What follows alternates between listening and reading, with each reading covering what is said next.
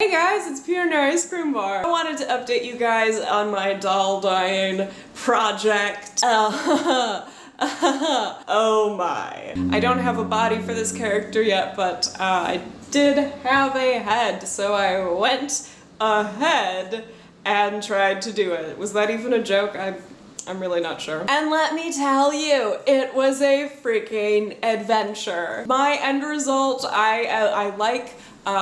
It was just really quite a process, and mostly it was because of my own stupidity, so that's just gonna happen. What had happened was, I'd looked into doll dyeing a couple years ago when I first wanted to reshell this character, and I did quite a bit of research at the time, and so I thought, ooh, I just kicked my camera. So I thought I kind of knew exactly what to do. It's not that I completely did the wrong thing, it's just that I'm sure, one, there's like more information than there was a couple years ago, and two, I definitely, it never hurts to have a refresher. I know I have a terrible memory, so I don't know why I was like, oh yeah, I'll remember everything there is to know. Why? Why do I always think that? Why do I never learn? Anyway, I just wanted to kind of take you guys through my process so you can learn from my dumb, awful, stupid mistakes.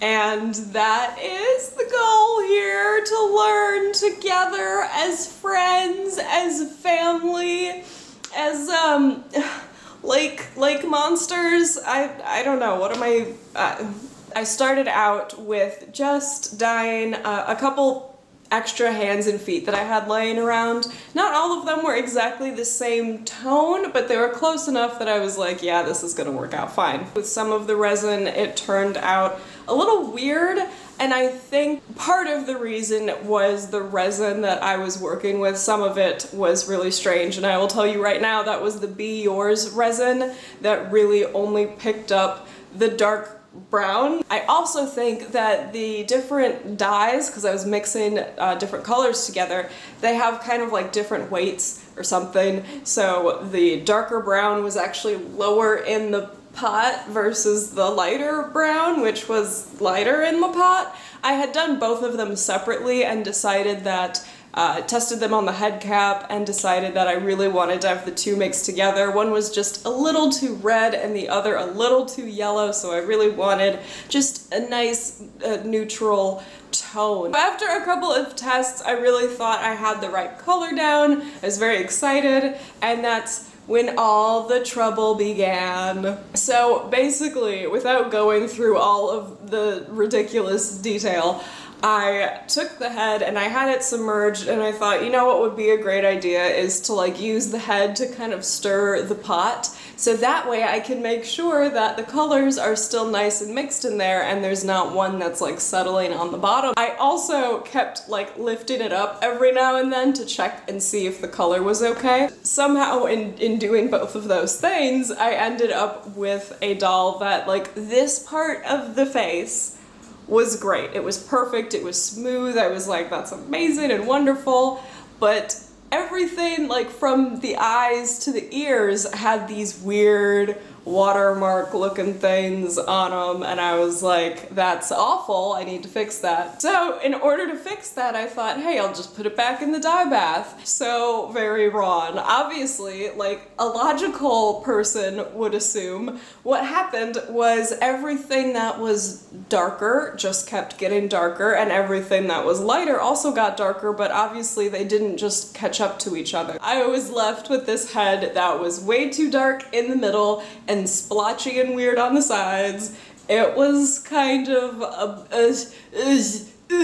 that kind of moment. So I thought I'd try a couple ways to remove all of that mess, and the first thing I did was actually use some color remover, I think, just some like fabric color remover, stain remover, and soaked the head in that for a while. Once again, it did remove some color, but it didn't make anything more even. So I went ahead with a bunch of Q-tips and a bunch of polish remover, acetone, and probably poisoned myself because it was just out in my breathing space for so long, and painstakingly started to try and remove the dye, which does work. It was just like incredibly, painfully, intolerably slow. And I think a part of me died. I think I lost about, 6 years off of my life that night. Acetone. Eventually it got to the point where I realized I can probably only sand his whole face and just start all over, but I really didn't want to do that. I just really wanted to not have to go into all these like nooks and crannies and spend all this time trying to get all those micro scratches out because I'm lazy. And in my acetone-induced state, I was like, oh my gosh, you know what I could do is just buy spray paint, and I can spray paint his face. I've already totally ruined him, right? Only sentimental value now, so I can't make it worse, possibly. So I'm just gonna spray paint his face, because that'll give me a nice, even coat. So I get some spray paint, and I take him outside, and I start to spray paint his face, and I don't know what was going on. Like, I didn't shake the can enough, or it was just really cheap, crappy spray paint, but it was super, super watery and just dribbled all down his face, and I was like, that's just more watermarks. That's just crazy stupid. So I take him and I run back inside, and I'm like scrubbing the spray paint off, which is supposed to be permanent. It was outdoor spray paint, so very permanent, very waterproof. And as I'm scrubbing it, I'm like, this isn't coming off, like not all of it's coming off. So I grab like a dish sponge with that fuzzy green end and start just scrubbing away at it. And amazingly enough, the spray paint does start to come off. But even more than that, as the spray paint is coming off, the dye underneath the spray paint is also coming off. And I'm like, oh my gosh, this is it. Of course, what was happening was the edge of the sponge was just coarse enough to actually be sanding his face a little bit. So I ended up doing exactly what I didn't want to do. Ended up with a nice tone. It's a little more yellow than I wanted it to be, and I just slapped a face up on there real quick. First off, I didn't quite get to remove every single little watermark from the original dyeing process. There are definitely parts where you can tell like I didn't get all of the dye off from when I actually did end up sanding his face. And strangely enough, the dark brown dye, that stuff was just weird, and it actually gave him little dots on his face of just that color. It actually looks like he has super adorable freckles now. But yes, that was my doll dyeing adventure. I don't know if you can see his freckles. You can probably see it in the pictures that I'll post, but he's got a big one right there. That one's more like a mole. But you can definitely see like in his ears, kind of like under his eyes, it's actually kind of weirdly blue, which is interesting. Also, like on his forehead, you can see there's parts that are just randomly darker. Overall, it was a really fun process. I enjoyed it, except for the part with the acetone, and I would definitely recommend it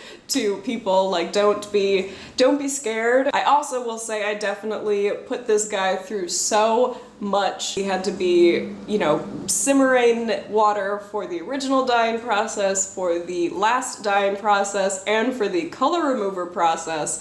So his head has actually warped.